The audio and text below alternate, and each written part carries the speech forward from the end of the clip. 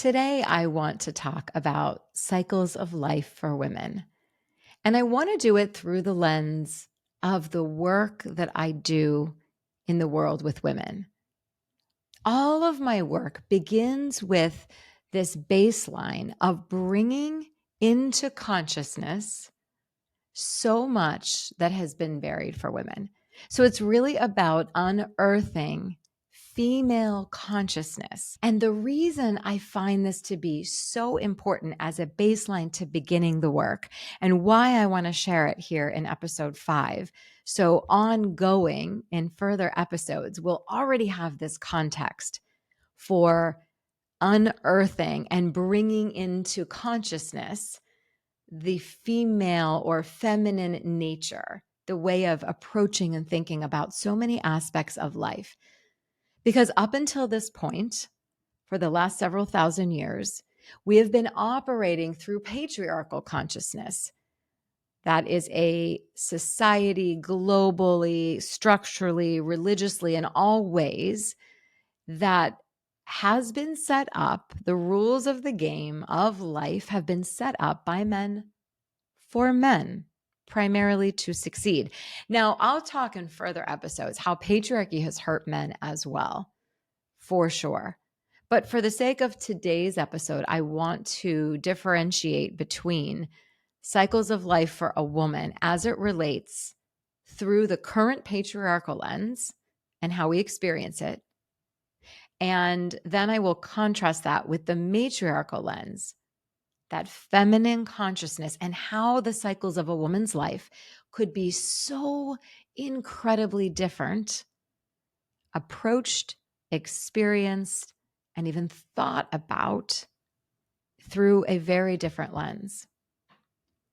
Okay, so when we think right now about periods, for example, I'm gonna run through periods and then childbirth and menopause, just to give us a rough context of the major phases of a woman's life. Now, obviously, not all women experience pregnancy and childbirth because of their own choice or because of other reasons in their life that was not possible.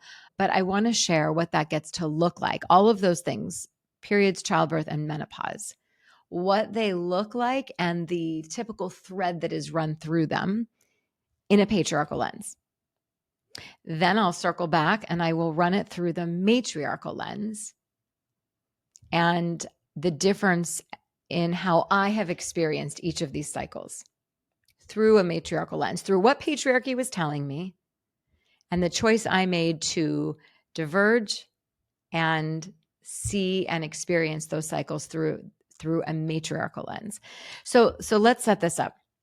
So if we think about periods in our world, in our culture right now, globally even, typically a period is thought of as, first, there's very little information that is known about it. It's something that is often hush-hush.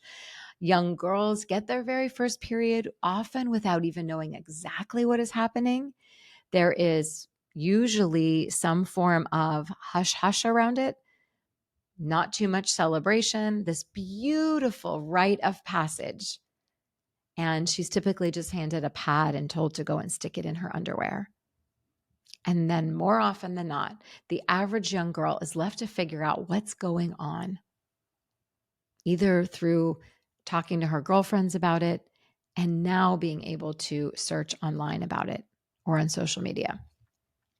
So we still don't have beautiful rites of passage ceremony. We don't have mothers and grandmothers talking to young women about this time of their lives and what their body is actually experiencing. We leave very little discussion on the table because of cultural shame around it. And so here's this young girl, 10, 11, 12, 13 years old, bleeding every single month for anywhere from 5 to 7 days, give or take. And she's not even actually sure what is happening to her body. And she's more often than not sure what to do, how to support her body, other than maybe take some Advil. So this is often something that is met with so much shame, with so much embarrassment. It's thought of through the patriarchal lens as inconvenient, as something that is messy. It creates emotional dysregulation. It creates bloating. It creates just inconvenience in general. And often it creates inconvenience around sex. And so through the patriarchal lens, you can see how something that the story around it has been shame, inconvenience, unattractive, not able to do the things I want to do with you. The story we then run in our minds as young women. We anchor into this belief that my body is now shameful, it's inconvenient, it's doing all of these things. It looks disproportionate than what it usually looks like. It feels uncomfortable. My emotions are all over the place. And just to bring some context to this, I have worked with clients who have told me that they participated in religions where they weren't even allowed to enter into the church, into the temple, into the synagogue, into the place of worship while they were bleeding. And this is not just in ancient times, this is in very recent times, because they were considered unclean. They were considered unholy. They were considered unable to speak to God or be in the house of worship. So we have to understand the very deep roots of patriarchy, writing a story that while a woman was bleeding, she was impure, she was unclean, she was not able to come and pray or to receive prayer. But instead, she was told that it was too shameful. We look at the ways in which this affects us, and we look at the ways in which that story, even for girls who are not deeply practicing in any religion, still inherently feel the external shame, the external embarrassment. There is even a period product company that recently, I don't know if it was Playtex or Tampax. I can't remember off the top of my head. You can Google this for yourself, but one of the product lines came up with tampon packaging that is quieter when you tear it open. Now I'm thinking, is there that much shame that we can't even let someone else hear that we are opening the packaging for the tampon? We have to hide that there's even a possibility that while we are using the restroom, we may be opening a tampon for insertion. So we are laden with messages as young women around every corner that this is something we should be embarrassed of. This is something we should keep under wraps or be quiet about. And God forbid you get blood on your pants. That is the ultimate of embarrassment. I was having a conversation with someone recently, and this is just an idea that came up for me many, many years ago and something I've thought a lot about. Somebody asked me, why do you think women mature so far in advance of men when they are in their teens and their early 20s? Why is the emotional development for a woman so advanced compared to that of her male counterpart? And I have thought a lot about that, and I can't help but think part of that is because from a very young age, young women don't have the leisure or the freedom to not pay attention, to just kick back and do whatever comes their way. They have to be paying attention to when was the last time I changed my pad or my tampon? How many pads and tampons did I pack in my backpack for this school day? When I get up, let me think of how I can adjust my shirt to make sure if I did bleed through that the whole classroom won't see it. Let me calculate how much time I have between switching classes to make sure I get to that bathroom down that hall around the corner that's far away from my class to make sure I have time to change my pad to then get back to the classroom in time. Where am I at in my cycle?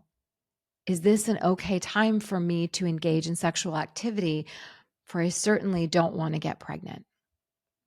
So I better pay attention to where I am in my cycle. So I don't think women from a very young age, young girls, have the leisure to not mature. Our bodies are depending on us. And here we are having periods, our body doing the work to keep all of the human race existing. The existence of humanity depends on a woman having her period. And yet, we carry so much shame around it.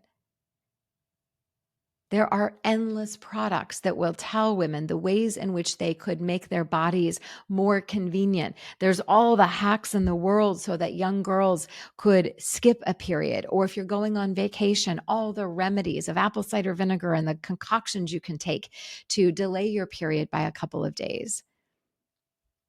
You can get on birth control and not take your placebo week. You can have an IUD inserted and hopefully over time never bleed again. Because the greatest shame for a woman, her monthly bleed, feeling cursed simply by this incredible act that her body goes through every single month. Let's fast forward. There's a million other ways that we can look at that through the patriarchal lens, but for the sake of time, we will keep moving. Let's look at childbirth. The fact that childbirth, there's going to be an entire episode on this, looking at how childbirth is really turned into so much scandal and so much profiteering off of women. We will have an entire episode on that. And as someone who taught natural childbirth classes for over 10 years, developed an app for it, and also gave birth naturally, I will share my very deep dive on this. So that'll be its own separate episode coming up. But when we think about childbirth, just as it relates to patriarchy, we see that this is something that even women are terrified of. So they give their bodies up to a doctor because they have this inherent belief that it is beyond something that they are capable of handling, that the pain will be overwhelming. They could never possibly withstand it, that they won't know what to do or how to do it. So they're going to just have to lay back and let a doctor do it for them. And we also hear so much in South America and in America as it relates to the United States with women scheduling early C-sections, being convinced by their doctors that if they have that baby just 2 weeks earlier, they will be able to avoid those final deeper stretch marks that they would have to endure on their stomach. Again, we hear the patriarchal thread of shame around what a woman's body goes through to create and make space for life, for human life inside of her. We wouldn't want to show any evidence of that. And often through the patriarchal lens, we see so many women scheduling their C-sections because of this terrible myth that they have heard and picked up and believed that somehow their vaginal canal, their vagina will no longer be intact if they have a baby vaginally, and that it will affect sex. They won't be as tight. Their partner won't experience it the same. This absurd lie that women are now making decisions based on a lens of what happens to their body through the patriarchy and how they can best avoid that, because we would never want to disappoint a partner, even though we will circle back on this in some weeks from now. We know that it is not true, that is not, in fact, what happens. So there's shame in the changing of a woman's body during childbirth. There's even shame in the sounds that come out of her body as she is giving birth And so often to avoid that really primal sound making that comes from a woman as she's birthing, we'll just decide to just avoid that altogether because that would be too embarrassing. And I've been told and convinced that I could never possibly handle it anyways. So we see again through the patriarchal lens, the way even childbirth has become this thing to fear, the changes in your body you should be ashamed of. And it's probably best if you just sit back and let someone else take care of it for you. Again, because we've not had the stories passed down any differently from mothers and grandmothers. So now periods and childbirth through the patriarchal lens, two of the experiences of a woman's life, if she experiences pregnancy and childbirth, now we've got the double whammy of shame. Now let's move into, and there are so many other cycles, but I'm touching on the major ones. Now we move into menopause. Later in a woman's life, she enters perimenopause and then eventually menopause. And this is a time where she is made to feel like she's gone crazy, that she is no longer as efficient. She is no longer as sharp. Her estrogen is dropping, so her body is changing, and she's just really not as interesting or worthy or relevant. And she's definitely not as desirable or sensual or sexy or appealing.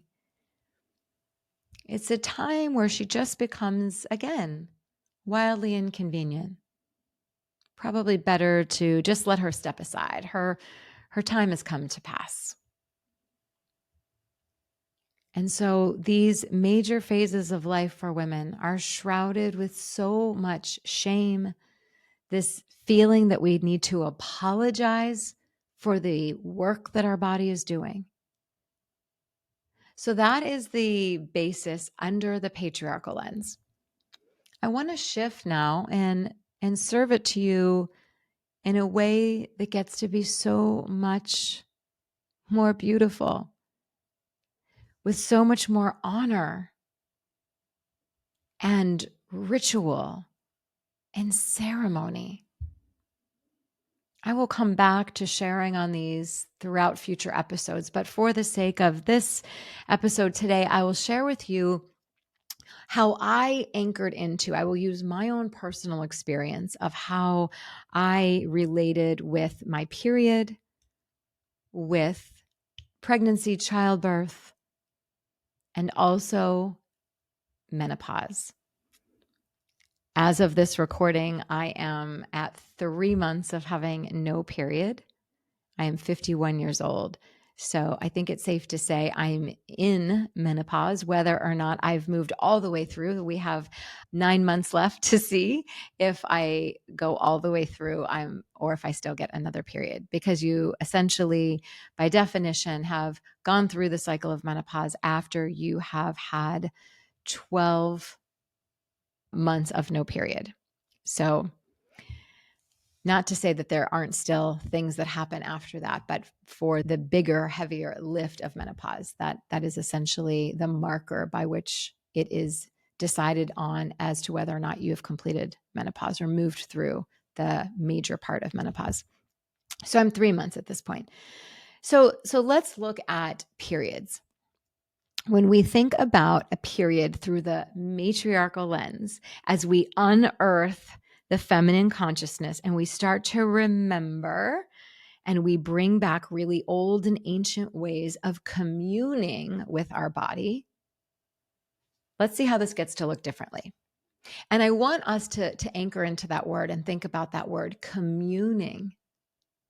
Words like communing, words like ritual, honor, ceremony, being in awe of. So there was a time in my life where I was looking at my periods, experiencing my periods through the patriarchal lens, until several years ago when I decided to shift into how could this be different if I started to merge with having my period, if I started to invite it, if I started to look at it as a beautiful opportunity for more intimacy and understanding of myself. So through that lens, what I started to do as I had a 28-day cycle, and it was very, very predictable. So as I was counting out my cycle and I saw that I was approaching about 48 hours before my bleed, I would start to prepare my mind, my upcoming days, and the ways in which I would be engaging with bleeding. Now, I understand there is inherent privilege in the fact that I can create my own schedule, that I primarily work from home, but there were still many, many days which I had to work while I was on my period. But when and where I could, I changed things around in my schedule as much as I possibly could. But regardless, the approach of how I greeted my period back when I was in the patriarchal lens of it, it was with gripping the seat, waiting for it to come. So much dread, so much disgust, so much frustration. The bottle of Advil ready to go. And then when I shift into the matriarchal consciousness of meeting with and merging with my periods, I then had my heating pad. I then had my journal and my pen. I then had all of my warm herbal teas and honey. I then had my candles and my beautiful music. I had my coziest of PJs and socks and books on the bedside table. Because then I was getting ready to step into nourishing my body, allowing my body, welcoming my blood. And then a couple of years after that, I decided to go a step further. And now I was in the energy of really enjoying having my period. And so what I decided to do is I decided that I would start to ask my body as it was shedding and bleeding. I asked myself, Amanda, what else needs to be shed? What else do you need to release that no longer serves you as you continue evolving as a woman? So while I was physically in the act of bleeding, I was also emotionally in the act of releasing, shedding, and letting go of ideas, beliefs, limitations that were not going to serve the next version that I was stepping into, because we are constantly in evolution. So meeting my periods through the lens of matriarchal consciousness ended up being such an incredible act of honor for myself as a woman. And it's something that I wished I had done so many years earlier. I would have saved myself so much grief, so much suffering, so much frustration. Because our bodies, when we are cooperating with our bodies, anything we are experiencing, even levels of pain, when we merge with the body and we know that it's all happening for a reason, it creates a completely different experience. When I approached it in that energy, I hardly ever even needed an Advil again, because it wasn't something I had this grip against. It was something I decided to get into the flow of. So I share that for any of you. What is possible if you decide to invite having a period through a completely different experience? And then when we step into childbirth and the idea of stretch marks or the vagina being stretched, I got myself so incredibly educated just weeks in after being pregnant. I got my hands on all kinds of information about natural childbirth because I was already of the belief that this was such a powerful, the most natural state of a woman's life. And I wanted to be in the revelry of it. I wanted to merge with the power of my warrior body. And so through that lens, I got myself into rooms, into meetings of women who were of the very beautiful belief of natural childbirth. I got myself in those rooms, in those spaces, in those places. I even went on after my first child and my first natural childbirth experience. I went on to become a natural childbirth educator. And I was teaching on Sunday evenings for many years because I had so much passion around this. I had so much passion to share this message for women about what their bodies were capable of. And I saw that there were so few places for women to receive this information. So through the lens of deciding there was nothing to fear, this pain was with purpose. There was nothing to fear. My body was made to open and bring this baby into the world.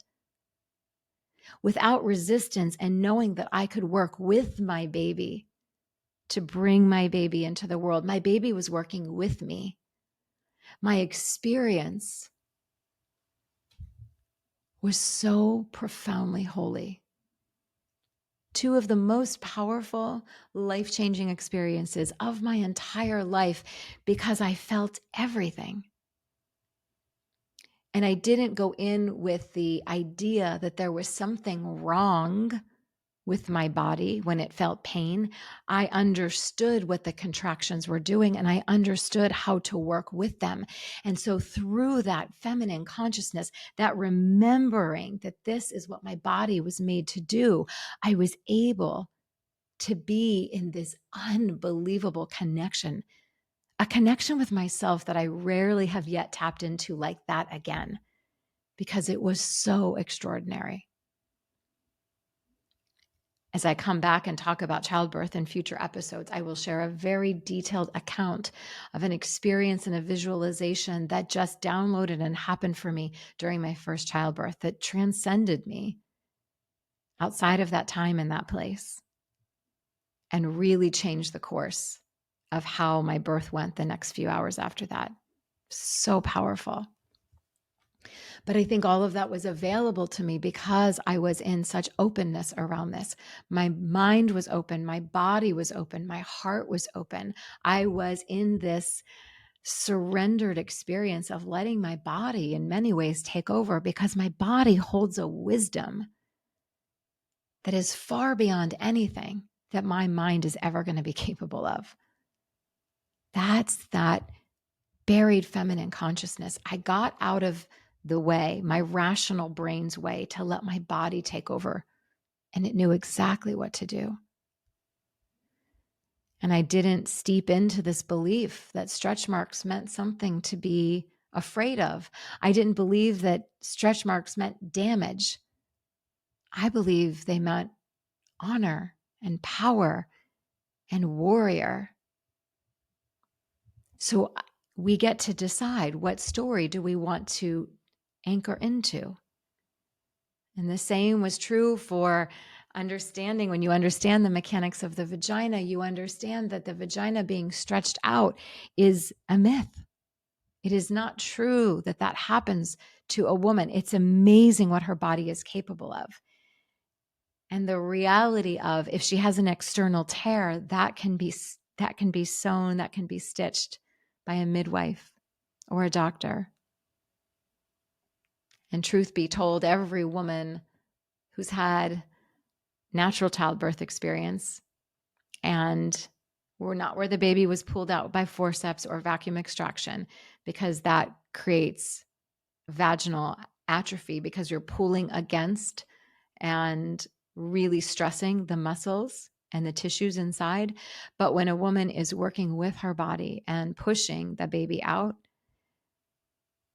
there is something incredible that happens for her sexually very soon after, and for all her years to come. So for women who have experienced vaginal birth, they, at least in my group of friends, will tell you, and many of us are of a different belief system and how we approach most things, but will tell you that sex only got much, much better after having vaginal childbirth, and vaginal childbirth that you were in control of. Let's say that. And I'll come back to that in the future. But the power that lives within that, and the beauty and the opportunity and the invitation. And for menopause, I've obviously already been in the perimenopause phase, and now I'm in the menopause phase. And approaching it through a matriarchal lens, I know and trust very deeply that my body is wise beyond anything that I can do to outsmart it. And I understand and welcome in the truth that my body's estrogen level lowering during this time of my life is because it's meant to. It's not something I'm afraid of. It's not something that I have decided is wrong with my body. And I've been in deep ceremony with my body the last several months as it was coming into this phase of menopause. I have been doing the most powerful rituals around what my body is going through and experiencing. And when you commune in that energy, in that way, through that lens, you experience menopause as one of the most powerful, beautiful rites of passage. And I don't want to miss it. I don't want to miss it because I'm trying to be 30 or even 40. I want to be in the energy of who I'm becoming as I walk through this threshold. So if I stay in the feminine consciousness, I'm not afraid of this phase of my life. I'm not afraid of the very natural things that are happening. And my sensuality is at its peak. Because rather than being against my body or believing that it's getting too old or it's becoming less worthy, less attractive, less important, because I don't believe any of that, I believe quite the opposite. My sensuality is at a place and a level that far exceeds anything I experienced in my 30s or even early 40s. Because I am in a place of profound wisdom and communion with this stage of my body and the listening to what my body is telling me. So we can see the drastic, very stark differences when we view our body and its cycles through the patriarchy and through the stories men have told and what we have then decided to hold on to as women, and the very beautiful different flow that is possible when we are in the lens of matriarchy and deciding to see through that. Both are available to you. The patriarchy is obviously the very strong machine and narrative that is running, that you're already probably all operating by. I had to work to exit that and create something different. And the work I had to do was bury that feminine consciousness that I knew was in there. I felt it. When I talk about I knew something was supposed to be more beautiful in life, I just knew everything was supposed to be more beautiful.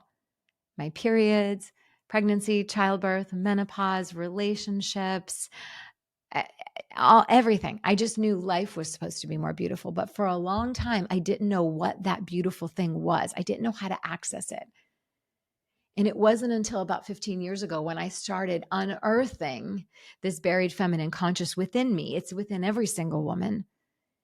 We've just been so far removed from trusting ourselves as women that we don't know how to access it. And with doing that, and what I help my clients do and what I do in my community right now, my community on Facebook, this is the conversations we are having on the daily, how we keep bringing more feminine consciousness to our lives. Women's lives just become more and more beautiful every single day. And it's not a life of delusion. It's not a life without pain and heartbreak.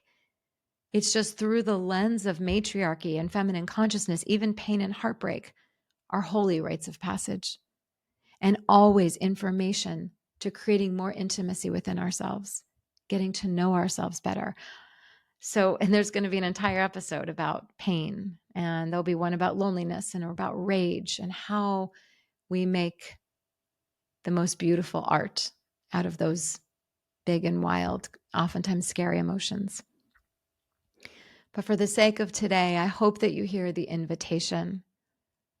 And if at any point in this episode you felt the trigger, understand that even feeling triggered is part of the patriarchal storyline. When we don't allow women to show up and share different perspectives and different stories and not keep our hearts open, it's because we have been trained to believe she's wrong. She's blaming, she's shaming. But let's hold on to ourselves and hear the beautiful invitation of what is possible. I'm on the side of women. That's my entire livelihood. My entire reason that I get up and do this work is because I'm so on the side of women. I'm so on the side of their inherent power and beauty and profound wisdom that I can't not share this other way of living and being. And as always, each and every one of us will decide which works best for us, which we are more curious about.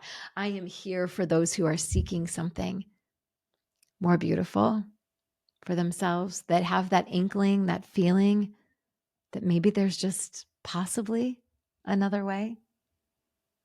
This message is for you. I see you. I was you. And now I'm wildly free.